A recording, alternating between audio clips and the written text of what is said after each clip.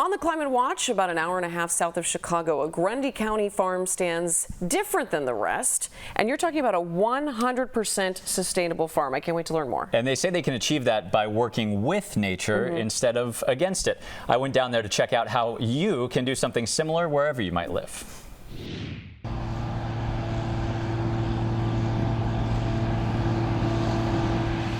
Are you hiding behind me, or?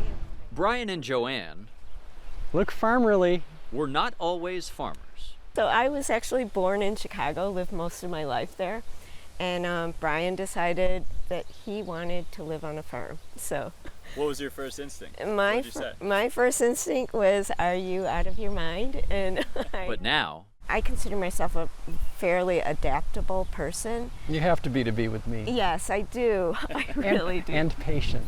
Yeah. farmers, they are. We've got some potatoes growing there, some beans, some onions. I think everything tastes better when you grow it yourself. And the 10 acres they operate look very different than the larger farms around them. We wanted to make the farm as cooperative with nature as possible, so we dedicated at least half of the land to nature. Tall trees, I hear the birds. native animals, We stand back and let nature do what nature wants to do and interfere as nominally as possible. all part of keeping the soil healthy and productive.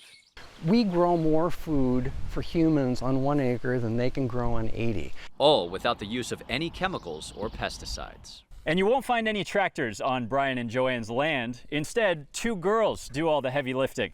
This is Annabelle, one of their mules, and she has 0 carbon emissions.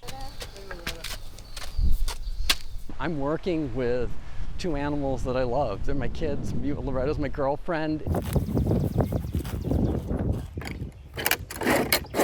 This is Loretta over here, and this is Annabelle. Hey, girls. How much of what you do and the way you operate this so differently from everybody else is because of climate change? A big impetus was the climate has changed, and the climate has changed. We've been doing this actively for 11 years, and I have seen the changes in that short period of time.